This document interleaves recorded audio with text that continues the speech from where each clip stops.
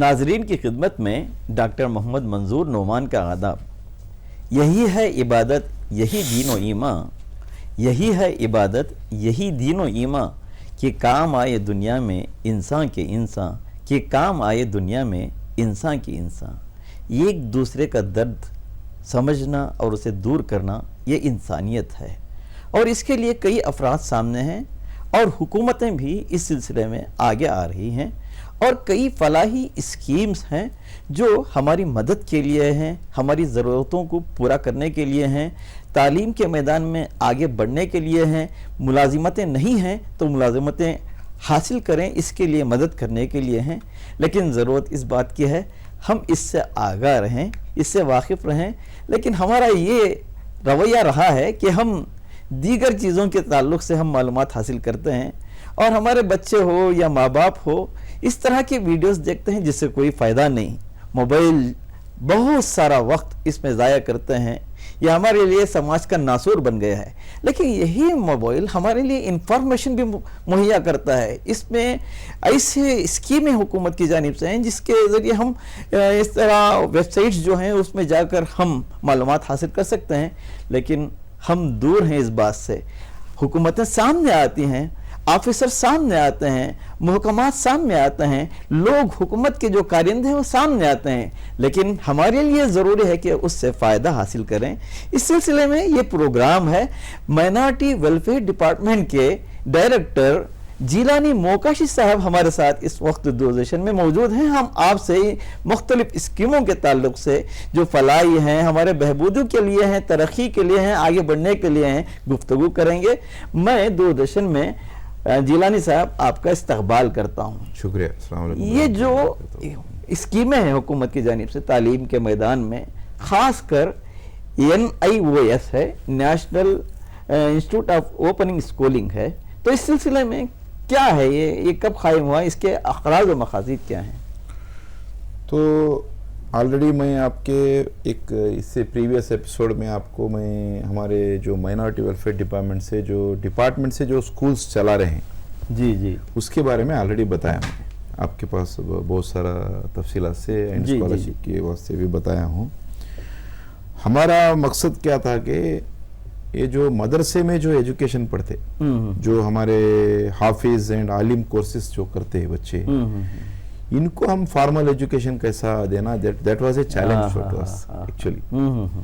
क्योंकि अब खाली हमारा हाफिज एंड आलिम ख़त्म करके if they want to go to abroad somewhere, दूसरे कंट्रीज को जाने का है, इधर कुछ आगे जॉब करने का है, तो डेफिनेटली उनको फॉर्मल एजुकेशन का सर्टिफिकेट इज मस्ट। जी बिल्कुल। इधर SSLC होंगे, PUC होंगे, इट इज मस्ट। जी जी। तो ये कॉन्सेप्ट रख के हम क्या करें, हमारे जो मदरसे में जो हाफिज एंड आलिम पढ़ रहे हैं उनको फॉर्मल एजुकेशन देने के लिए हम एक स्कीम डिजाइन करें। एक 18 मंथ्स का, 2 years का एक प्रोग्राम डिजाइन करके 20 मंथ्स का, तो हम वो स्टार्ट किए। ये 23-24 में हमारे मिनिस्टर साहब के जो ज़मीर अहमद खान साहब, हमारे मिनिस्टर साहब के उनके ख्यालात के मुताबिक क़यादत में हम स्टार्ट किए। तो इसमें अल्हम्दुलिल्लाह 100 मदरसों में 5000 बच्चों को हम दाखिला लिए, पूरे कर्नाटका के। जी जी। अक्रॉस द कर्नाटका 100 मदरसों में 5000 बच्चों का दाखिला लिए। इसमें लेके उनको एक टीचर फराहम किए हम, एक मदरसे को एक टीचर दिए, इसके साथ साथ एक स्मार्ट बोर्ड, एक स्मार्ट टीवी, इसके साथ साथ 5 कंप्यूटर। क्योंकि एजुकेशन खाली पढ़ाने से नहीं होता, ये प्रैक्टिस भी करना है, इसके साथ साथ स्किल भी सीखना है, then only will able to achieve something. जी जी। तो ये इंटेंशन रख के हम क्या किए, जो हाफिज एंड आलिम जो कोर्स मदरसे में कर रहा है इसको फॉर्मल एजुकेशन देने के इरादे से हमें इंट्रोड्यूस किए। तो उधर एक टीचर फराहम किए हम, करीब 1.5 साल से उनको ट्रेनिंग चल रही है, उनको पूरा पढ़ाया गया। उसके साथ साथ फर्स्ट 6 महीने हम उनको बेसिक्स पढ़ाए। जी जी। Grammar basic. आप जो बोल रहे हैं एक टीचर फराहम के, तो टीचर मुख्तलिफ सब्जेक्ट्स के रहते हैं, कोई अंग्रेजी का रहता है, कोई मैथ्स का रहता है, कोई सोशल का रहता है, कोई कंप्यूटर का रहता है। तो कैसे टीचर्स वहाँ अपॉइंट किए हैं और किस तरह की तालीम, क्या निसाब क्या है? You are very much right. इधर हम क्या किए, मल्टी टैलेंटेड टीचर अपॉइंटमेंट किए। स्मार्ट टीवी देने का मकसद क्या था, वो सब्जेक्ट में क्लासेस करने का ऑनलाइन में, हाँ। क्योंकि हर मदरसे को हम 4-4, 5-5 टीचर नहीं दे सकते। तो एक मल्टी टैलेंटेड टीचर उधर क्या करता है, he will clears the doubts of the students. Smart TV में हम क्या करते थे, ऑनलाइन क्लासेस करते थे। तो स्टूडियो से जी दूसरे सब्जेक्ट्स के मुताबिक ऑनलाइन क्लासेस करते थे। तो ऐसा करके अल्हम्दुलिल्लाह अब 5000 बच्चों में 4916 बच्चे परसों लास्ट 6th को एग्जाम दिए हैं। प्रैक्टिकल एग्जाम खत्म हो गया NIOS का। अब और एक 15 दिन में उनका थियोरेटिकल एग्जाम है।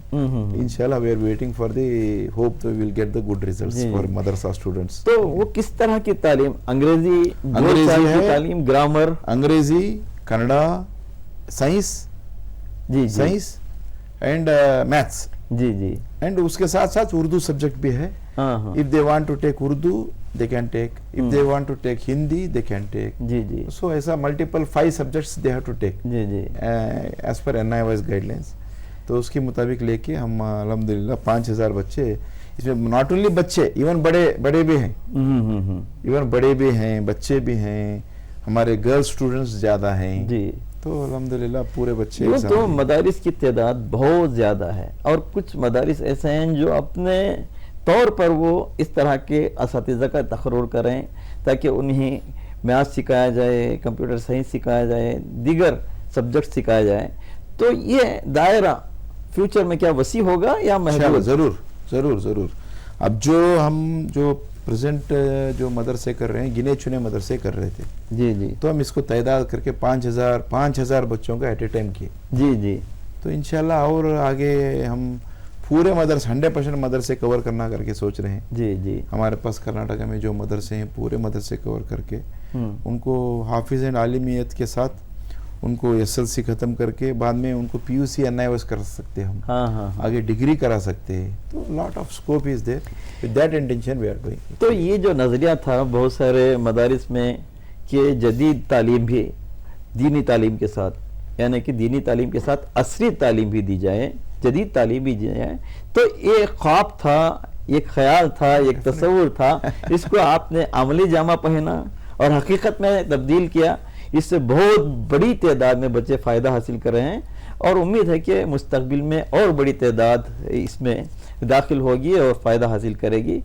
तो इससे हटकर आप मुख्तलिफ जो केस है, IAS है, तो इसकी ट्रेनिंग का भी आप प्रोग्राम करते हैं और बच्चों को पढ़ाते हैं। किस तरह की तरबियत?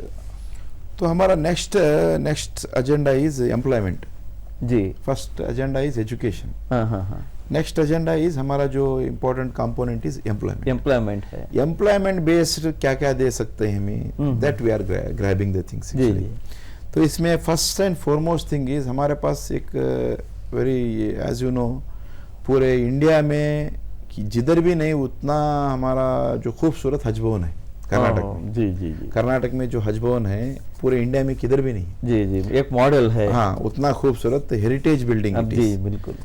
तो इधर 600 कैपेसिटी का 400 कैपेसिटी 600 कैपेसिटी का अकोमोडेशन है इधर।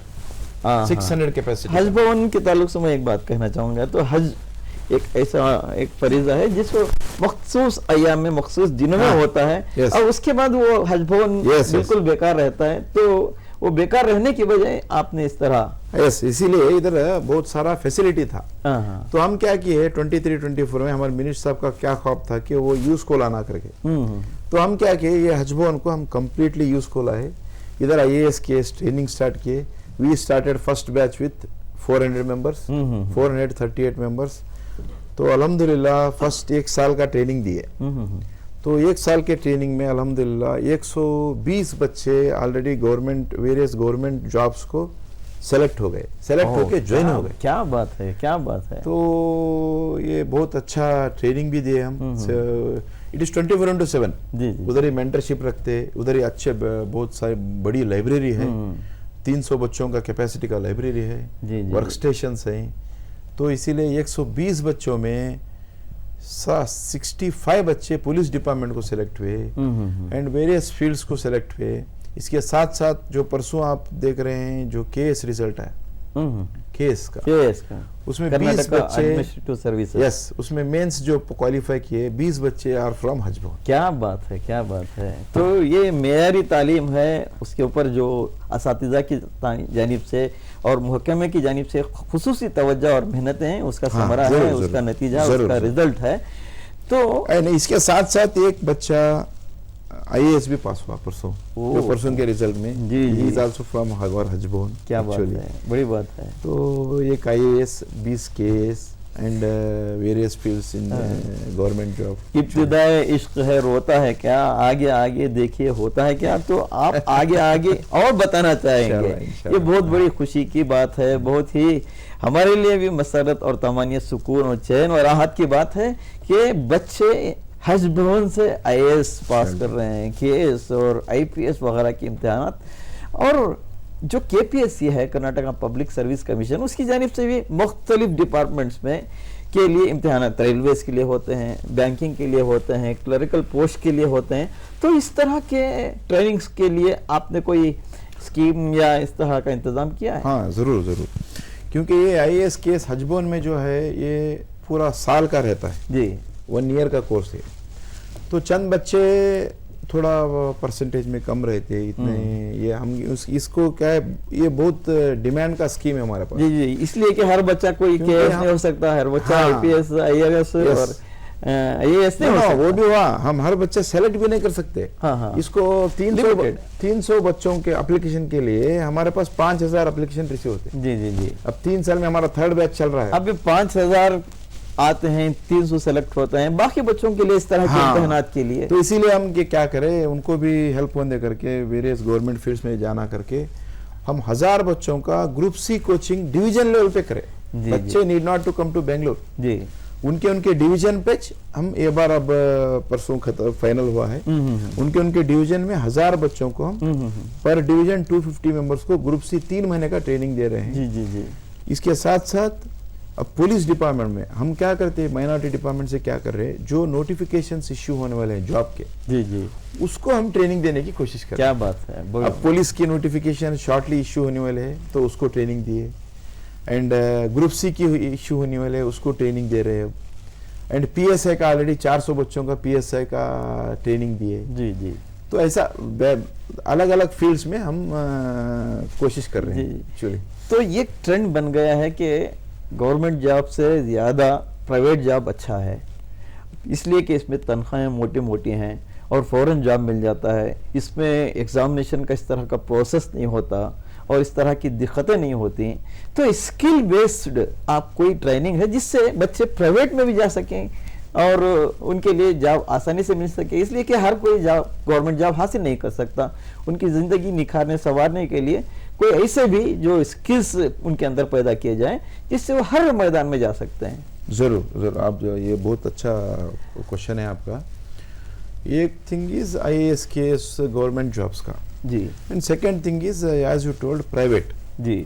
प्राइवेट फॉर जो एजुकेटेड तलबा हैं, जो इंजीनियरिंग किए हैं, उनको जॉब नहीं सो घर में रहते परेशान रहते हैं। डिप्लोमा किए हैं, इनको जब तक आप स्किल नहीं सिखाते they will not get the proper salary. If you do the skilled work in a skill way then it is a you will get the good revenue. हाँ, प्रोफेशनल होना चाहिए उसको। If you do the skill work in an unskilled way, ji, ji. then you will not get the good revenue. बिल्कुल बिल्कुल। That is the important point actually. हाँ, हाँ, हाँ। तो हम क्या कर रहे हैं, ये जो स्किल वर्क को उनको पूरे स्किल्स दे के एक एजुकेटेड मास को सिखाने का कोशिश कर रहे हैं, स्किल डेवलपमेंट ट्रेनिंग। उसके साथ साथ जो SLC फेल्ड तलबा हैं, जो 8th standard 9th standard drop outs रहते हैं, ये अब इनको मोस्टली स्कूल एजुकेशन के, क्योंकि उनको एज हुए रहती, उनके घर के हालात सही नहीं रहते, तो इनको भी अगर स्किल सीखे तो इनका सैलरी होंगे, इनका एंटरप्रेन्योरशिप होंगे, ये कैपेसिटी डेवलप होता करके जी जी। जो ड्रॉप आउट्स हैं उनको भी स्किल दे रहे हैं, स्किल ट्रेनिंग दे रहे हैं। एंड जो एजुकेटेड मास है उनको भी स्किल दोनों लेवल पे कंसंट्रेट कर रहे हैं। जी जी जी। तो ये जो स्किल डेवलपमेंट ट्रेनिंग है हमारे VTU, जी जी। Vishweshwar technology university, in coordination with them and other ऐसे बड़े बड़े यूनिवर्सिटीज के साथ कोऑर्डिनेशन करके। अब स्किल में बहुत सारी चीज़ें हैं। एक तो बहुत सारे ऐसे एड ऑन कोर्सेस हैं जो तालीम के साथ हासिल कर सकते हैं। मिसाल के तौर पर टैली है, कंप्यूटर का कोर्स है, स्पोकन इंग्लिश है, फिर body language, how to face the interview, how to write a resume. Resume writing भी ये बहुत बड़ा स्किल है, इसलिए कि मामूली बायोडाटा नहीं हो सकता, इसके लिए प्रोफेशनल वे में लिखना चाहिए। इस तरह की तरबियत का कोई इंतजाम? ज़रूर। अब हम क्या किए हैं, फर्स्ट 2 साल में हम एक करीब 12-15 फील्ड्स में लिए हैं। जी जी। जो डिस्ट्रिक्ट्स में जो डिमांड है, specially recent technologies and quick employment generation होना। जी जी जी। तो ये नजरिया रख के इसकी मिसालें थोड़ा दीजिए। हम देखो, एक मिसाल कहे तो जो ड्रॉप आउट्स हैं उनको electrician, plumbing, home appliance, this is a very very very quick employment based sources. Geriatric, specially geriatric care in 2 tyre cities. जो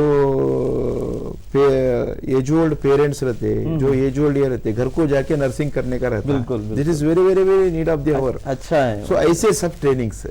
एंड इसके साथ साथ जो कंप्यूटर स्किल्स आप जैसा बोले, tally is a this one. अब जो इंजीनियरिंग ग्रेजुएट्स को आर्टिफिशियल इंटेलिजेंस है एंड उनको आर्किटेक्चर में है, तो ये फील्ड में भी हम प्लान करके करीब 15 फील्ड्स में हम ऑलरेडी ये बार ट्रेनिंग किए हैं।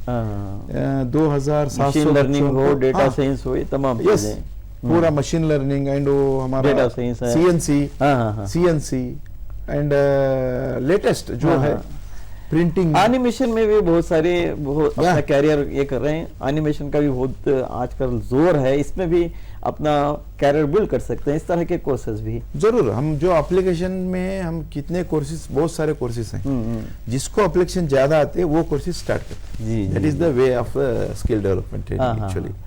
तो आप जो जॉब कर रहे थे, लेकिन किसी वजह से जॉब चला गया और उनको जॉब नहीं मिल रहा है, या मिल रहा है तो फील्ड दूसरा है, तो इसके लिए कोई ऐसा स्कीम या ऐसा निज़ाम आपकी जानिब से है? देखो, अब ये one thing is providing the job, उनको supporting to get the job, this is one thing. जी जी। एंड सेकेंड थिंग इज उनका ओन बिजनेस स्टार्ट करने का। On their own they can start their business और एंटरप्रेन्योरशिप एक्चुअली। तो इसको भी हम क्या सपोर्ट कर रहे हैं कि हमारे कर्नाटका माइनॉरिटी डेवलपमेंट कॉर्पोरेशन से we are providing financial assistance, loan के रूप में होंगे, सब्सिडी के रूप में होंगे। तो ये financial assistance, so that they can take up the financial assistance and they can start their own entrepreneurship. तो ये नजरिए से भी काम चल रहा है एक्चुअली। बिजनेस की जब बात आई तो बहुत सारे ऐसे बिजनेसेस हैं, लेकिन आपने जो बात की है कि उनको फाइनेंशियल असिस्टेंस दे रहे हैं, मदद कर रहे हैं, माली ताउन कर रहे हैं, लेकिन कोई ऐसे बिजनेसेस हैं जिसकी ट्रेनिंग, जिसकी वजह से वो आगे बढ़ सकें। मिसाल के तौर पर छोटे छोटे बिजनेसेस हैं जिसकी वजह से बहुत सारे लोग हैं जो ऊंचे मकाम पर वो फायज हुए। कई मिसालें हैं, वाक़यात भी हैं, यहाँ पर उसकी गुंजाइश भी नहीं है, वरना इसी में वक्त चला जाएगा।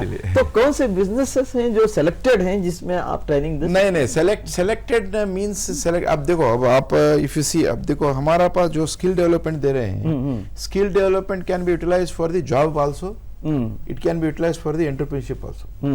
It's based on our capacity. जी जी जी।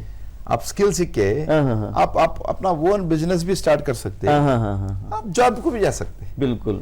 But to start a business, so उनको फाइनेंशियल असिस्टेंस है वो हमारे कॉर्पोरेशन से दे रहे हैं। So that is the meaning of आपकी जानिब से जो सर्विसेज हैं, जो फलाही स्कीमें हैं, उसमें से एक ये भी है कि आप सिक्योरिटी भी देते हैं।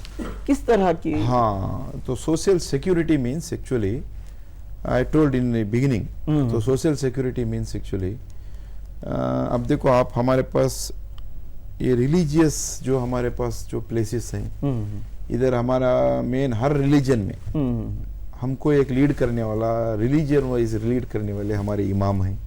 मुस्लिम में इफ यू टेक इमाम हैं एंड उनको असिस्टेंस के लिए मौजन है। इसी तरह जैन में लिए तो उनके मुनिश्री स्वामीज हैं, तो जैन में भी मुनिश्री स्वामीज, उनके भी असिस्टेंट स्वामीज रहते। इसी तरह बुद्ध में लिए तो बुद्ध में भी ऐसे ही रहते। एंड इवन क्रिश्चियन फादर में लिए तो क्रिश्चियन कम्युनिटी, तो उधर भी इसी माहौल में नन्स रहते एंड फादर्स रहते। तो इनको they will lead the community religion wise. जी। तो एक इंटीग्रिटी के कायम करने के लिए they will lead the community. बिल्कुल। तो इनको सपोर्टिंग के लिए हम मंथली हॉनरेरियम करके हम दे रहे हैं। जी जी। तो 6,000 रुपीज फॉर इमाम एंड 5,000 फॉर मोज़न। मोज़न। In the same way Jains को भी 6,000 5,000, बुद्ध को भी 6,000 5,000, ऐसा देके उनको भी सोशल सिक्योरिटी सिक्योर्ड करने का हम कोशिश कर रहे हैं। बहुत सारे लोग ये तस्वर करते हैं कि इस तरह गवर्नमेंट की स्कीम से हम पैसे लेते हैं तो उनका प्रिस्क्राइब जो खुतबा आता है वही देना पड़ता है, उनका प्रिस्क्राइब सिलेबस आता है उसे हमको फॉलो करना पड़ता है। ये एक तस्वुरात जो आए हैं जिसकी वजह से बहुत सारे नहीं लेते। नहीं तो क्या आप पैगाम देते हैं? नहीं, कुछ भी नहीं है, हम तो कुछ भी रिस्ट्रिक्शन नहीं है जी। मगर मैंडेट कंडीशन इज मस्जिद should be registered in the Waqf. It is A mandate by virtue of its work by usage, मस्जिद इज ए वक्फ प्रॉपर्टी। जी जी जी। तो वक्फ में रजिस्टर रहे तो हम इमाम को मोज़न को देते। इसी तरह जैन में एक ट्रस्ट रहना, रजिस्टर रहना, नहीं तो क्या होता है मिस यूटिलाइजेशन होने का चांसेस रहता है। तो इसीलिए somewhere it should be registered. जी। तो वो रजिस्टर्ड मस्जिद को, रजिस्टर्ड टेम्पल्स को, रजिस्टर्ड बुद्धिस्ट टेम्पल्स को हम देते। जी जी। तो आप बिजनेस के लिए भी फाइनेंस करते हैं, लेकिन बहुत सारे लॉसेस भी हो जाते हैं बिजनेसेस में। अब लोन देते हैं, उसके बाद उनको पे करने की ताकत नहीं होती या उसका इंटरेस्ट भरने की उनकी ताकत नहीं होती। इस तरह अगर पेश आ जाता है मामला तो क्या है उसका तदारुक? मैं ये इसमें मैं क्या बोलना चाहता हूँ, मेरा नज़रिया, पर्सनल नज़रिया ये है कि जी, जब हम सपोर्ट विल टेक ना, डेफिनेटली बाय हुक और crook we have to reimburse. आज नहीं तो कल रियम्बर्स करे तो so that it will be beneficial for others also। हाँ। अब लॉस के तो देखो जिंदगी में जिंदगी चलते रहती, आप अगर लॉस करके बैठे तो नहीं होता। हाँ। आपको जिंदगी तो चलाना है। तो अगर आप सपोर्ट गवर्नमेंट का, अब आपके पास प्राइवेट लोन लिए तो वो प्राइवेट लोन तो देना ही पड़ेगा। जी जी बिल्कुल। तो इसीलिए गवर्नमेंट भी आप अगर समझ के ये कुछ कोशिश करके रियम्बर्स के तो definitely it will be helpful for other poor person. जी जी जी। तो ये होता है कि काहिल है, अच्छा बिजनेस है तो भी वो लॉस कर देंगे। अगर वो मेहनत करते हैं, तगोदो करते हैं और अपने आप को झोंकते हैं, उसमें आगे जाते हैं और आइडियाज लेते हैं तो उनके लिए कोई मसला नहीं है। तो इसके लिए कोशिश करना चाहिए, वरना आप बिजनेस डाल दिया, घर में बैठे रहे, कभी गए कभी नहीं गए और लॉस की बात करें तो इसके जिम्मेदार आप हैं। ऐसा नहीं होना चाहिए। हर पैसा जो हुकूमत की जानिब से मिले, कोई आपकी मदद करे तो पैसा ही पैसा होता है। जरूर। उसकी कदर करते हुए मेहनत करके उसे आगे बढ़ाना चाहिए। बहुत सारे आइडियाज हैं। तो एक आइडिया ये भी है कि मुझे किसी ने दिया था कि आप अपने बच्चों को इस तरह का आइडिया दिए, मार्केट में जाइए, भुट्टे हैं तो आप भुट्टे ले लीजिए और उसे सील कीजिए प्लास्टिक से और एक एक दुकान में 3-3 या 5-5 भुट्टे डाल दीजिए आपके आसपास के तरकारी से, तो उससे जो नफा मिलता है आपकी मेहनत सिर्फ चंद घंटों की है। बहुत इस तरह बहुत सारे आगे बढ़ के अपने बिजनेस संभाले हैं। तो इससे हटकर कौन कौन से स्कीम है? और हमारे पास नेक्स्ट इसमें क्या तो एजुकेशन हुआ, आपके पास स्कॉलरशिप हुआ मेन, एंड इसके साथ साथ हम सपोर्ट करते हैं ये जो बीएड एंड डीएड टीचर्स को। हाँ, ये बीएड पढ़ने के लिए अब आपके पास फीस 1 लाख रुपए है, 1.5 लाख रुपए है, 2 लाख रुपए है, तो इधर क्या रहता है तो फीस भरने के लिए दिक्कत होती। इसकी इनको क्या करते हैं, स्कॉलरशिप के साथ साथ एक इंसेंटिव स्कीम देते हैं 25,000 रुपए पर ईयर, 25,000 रुपए इनको इंसेंटिव स्कीम देते, सो दैट उनको फीस भरने के लिए थोड़ा तकलीफ नहीं होना करके। So that is one thing. And second thing, मैं आपके पास आपका स्कॉलरशिप का मैं डिटेल नहीं बोला आपके एक्चुअली। स्कॉलरशिप पीएचडी को हम स्टाइफंड देते, मंथली स्टाइफंड देते 10,000 रुपए। 10,000 monthly? Monthly it is monthly. कितने अरसे तक देंगे ये इसलिए 2 इयर्स पीएचडी मिनिमम 3 इयर्स रहता है, तो 2 इयर्स तक हमारा सपोर्ट रहता है। जी। तो स्टाइफंड देते, एंड मेडिकल को, इंजीनियरिंग को 25,000 रुपए स्कॉलरशिप देते। इसके साथ साथ मेडिकल को अप टू 5 लाख स्कॉलरशिप देते, एमडी को देते, एमएस को देते, हर डिग्री को। मैं बोला ना कि आप फर्स्ट स्टैंडर्ड से पकड़ के पीएचडी तक। जी। आप जो पीएचडी खत्म करके डायरेक्ट एम्प्लॉयमेंट को जाना। जी। बड़ी बात है। अब कोई स्टूडेंट यहाँ पढ़ा इंजीनियरिंग और हायर कोर्सेज के लिए फॉरेन जाना चाहता है, हाँ, तो फॉरेन जाने के लिए क्या इम्तिहानात भी देने पड़ते हैं, और इम्तिहानात की तैयारी का कोई आपके पास मरकज है, और फिर उसके लिए फाइनेंशियल जो बेनिफिट्स होना है, तो उसके लिए क्या स्कीम? हाँ, वो तो तरीका है, टॉफेल एग्जाम्स हैं, अलग अलग एग्जाम्स हैं, वो एग्जाम पास करके ही उनको फॉरेन जाना पड़ेगा। जी जी, दिस इज सेपरेट पार्ट। तो हुकूमत की जानिब से इस तरह की उसके लिए हम this year we are designing for the training actually, those who want to go to the foreign for study purpose, उनको एग्जाम दूसरे एग्जाम्स के लिए प्रिपरेशन करने के लिए हम ऑलरेडी प्लान कर रहे हैं, दिस ईयर विल डू। इसके साथ साथ हम जो जा रहे हैं उनको हमारा एक वेरी गुड स्कीम है जो ओवरसीज स्कॉलरशिप, जो एक साल को हम 15 लाख रुपए we are supporting, 15 lakh rupees. क्या बात है, 15 लाख रुपीज। ऐसा 2 साल को करते तो एक बच्चे को 30 लाख रुपए। If you see the foreign fees, it ranges from 10 lakh to 80 lakh based on the universities का जो है, हाँ, देश भी डिपेंड करता है, उसके मुताबिक आपको फीस रहता है। तो हमारे पास जो क्राइटेरिया है मेन, जो 500 QS ranking, it is A ranking of the university, तो ये रैंकिंग के अंदर जो यूनिवर्सिटीज रहते उनको हम सपोर्ट करते। तो बच्चों को एक साल को 15 लाख रुपए हम सपोर्ट करते, ऐसा 2 साल के लिए 30 लाख रुपए। ये स्कॉलरशिप है या लोन है? No, it is 100% scholarship. Scholarship के अलावा लोन की भी कुछ फैसिलिटी वो भी है हमारे पास। कर्नाटका माइनॉरिटी डेवलपमेंट कॉर्पोरेशन से हम 10 लाख रुपए लोन लेते, लोन देते, दैट इज ए रियम्बर्सेबल लोन, वो रियम्बर्स करना पड़ेगा। बहुत सारी सहूलत हो जाती है इसकी वजह से भी। आपको 50 लाख रुपए इधर ही मिलेगा जी, 30 लाख रुपए स्कॉलरशिप मिलेगा, 20 लाख रुपए आपको लोन मिलेगा, तो 50 लाख रुपए आपको इधर सपोर्ट मिलेगा। डेफिनेटली स्टूडेंट क्या भी पेरेंट्स को तकलीफ नहीं सर का। ये तो कोई अब ये नहीं कह सकता कि माली मुसीबत की वजह से, परेशानी की वजह से मेरी तालीम अधूरी रह गई, मैं तालीम से दूर रह गया, मेरा मसला पैसों का था इसलिए मैं तालीम हासिल नहीं कर सका, पैसों का था इसलिए पढ़ नहीं सका और मैं अच्छा रिजल्ट हासिल नहीं कर सका। ये तमाम ये अपने ख्यासात हैं, अपने ख्यालात हैं, अपने तस्वुरात हैं, अपने एहसासात हैं, लेकिन इसका हल आपने इस प्रोग्राम में देखा कि किस तरह की माली मदद भी हो रही है, मॉरल भी हो रही है, ट्रेनिंग के ज़रिए भी हो रही है। माइनॉरिटी वेलफेयर कॉर्पोरेशन जो डिपार्टमेंट है बहुत ही फ़आल है, बहुत ही अच्छे तरीके से प्रोग्राम्स डिज़ाइन करके आगे बढ़ रहा है।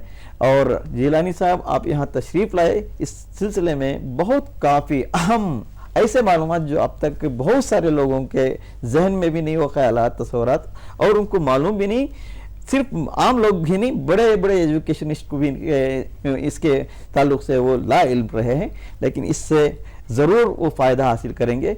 मैं अपनी जानिब से, दूरदर्शन चंदना चैनल की जानिब से आपका बहुत बहुत शुक्रिया अदा करता हूँ। बहुत बहुत शुक्रिया भी अदा, और जज़ाकल्लाह। शुक्रिया।